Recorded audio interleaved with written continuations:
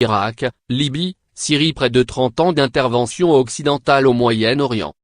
Des frappes américaines et françaises sont envisagées contre le gouvernement syrien alors que les pays occidentaux accusent le pouvoir de Bachar el-Assad d'avoir commis une attaque chimique contre la ville de Douma, dans la Ghouta orientale, l'une des dernières poches près de Damas aux mains de la rébellion islamiste. Lire aussi, Syrie, le régime met ses hommes en état d'alerte. Une telle opération extérieure, menée depuis les airs ou depuis la mer, s'inscrirait dans une longue histoire de l'interventionnisme occidental au Moyen-Orient. Irak en 1990 puis en 2003, Libye en 2011, Syrie aujourd'hui. Ces interventions, réalisées avec ou sans un mandat de l'ONU, à l'intérieur ou hors de l'OTAN, sont soumises, particulièrement depuis la guerre d'Irak, à de fortes critiques. Au fil des ans, elles ont d'ailleurs vu leur format se réduire. Les frappes continuent, mais les combats au sol sont de moins en moins le fait des puissances occidentales elles-mêmes, remplacées sur le terrain par des forces locales, à l'image de la coalition anti-Daesh. 1991, la guerre du Golfe sanctionne l'invasion du Koweït par l'Irak. En août 1990, l'Irak envahit le Koweït, sur fond de différends pétroliers entre les deux États producteurs.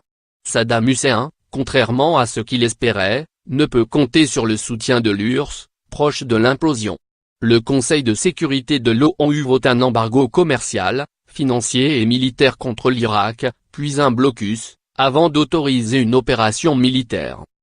Une coalition anti-irakienne, commandée par les États-Unis, composée d'une trentaine de pays, dont la France, est basée en Arabie Saoudite, mène victorieusement l'opération Tempête du désert du 17 janvier au 28 février 1991. Le conflit prend fin après que Saddam Hussein a accepté les conditions de paix imposées par l'ONU, notamment la destruction des armements chimiques et biologiques, ainsi que des missiles à moyenne et longue portée de son régime. La guerre du Golfe a été meurtrière, plusieurs dizaines de milliers de morts parmi les combattants irakiens, 240 du côté de la coalition. Les pertes civiles pourraient dépasser les 100 000 morts. 2003, la guerre d'Irak mène à la chute de Saddam Hussein. 2 après les attentats terroristes de 2001, l'Irak est de nouveau l'objet d'une offensive occidentale, mais les États-Unis, et quelques-uns de leurs alliés, dont le Royaume-Uni, interviennent cette fois-ci sans mandat de l'ONU, après le veto imposé par la France au Conseil de sécurité. George W. Bush et son administration, dominée par le courant néoconservateur, condamnent les agissements d'un axe du mal, composé de l'Iran, de l'Irak, de la Corée du Nord, qu'ils accusent de soutenir le terrorisme international et de posséder des armes de destruction massive. Or, l'Irak de Saddam Hussein n'avait pas de lien avec Al-Qaïda et ne possédait pas de telles armes, depuis leur destruction sous l'égide de l'ONU après la guerre du Golfe. En une vingtaine de jours d'offensive, le régime irakien tombe. Une autorité provisoire administre le pays jusqu'au vote d'une nouvelle constitution irakienne en 2005. Saddam Hussein est exécuté en 2006. Considérés comme des forces d'occupation, les troupes engagées doivent faire face aux divers mouvements de résistance. Le pays sombre dans la guerre civile, écrit Christophe Perry dans l'Encyclopædia Universalis. L'offensive américaine aura pour conséquence la mise en place d'un gouvernement chiite, proche de l'Iran, et la mise au ban de la communauté sunnite, gagnée par l'islamisme. Ces tensions favoriseront l'émergence de Daesh, notamment après le départ des forces américaines en 2011. En plus d'être vécu dans les pays du monde arabe mais également en Europe comme le symbole d'un impérialisme, la guerre d'Irak, qui a coûté la vie à plus de 3000 soldats américains, est rapidement devenue impopulaire aux États-Unis même.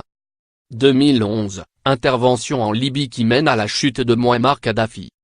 À partir de mars 2011, dans le contexte des printemps arabes, une guerre civile oppose en Libye les forces fidèles à Mouammar Kadhafi, qui dirige le pays depuis 1969, et la rébellion, que les pays occidentaux soutiennent.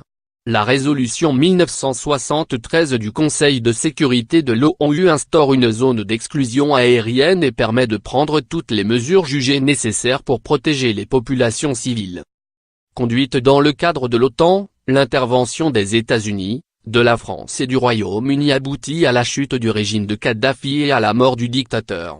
De nombreux observateurs défavorables aux interventions dites humanitaires l'ont critiqué, car celles-ci auraient dépassé le cadre fixé par la résolution onusienne qui était, non pas d'obtenir la chute du régime de Kadhafi, mais de protéger les populations civiles.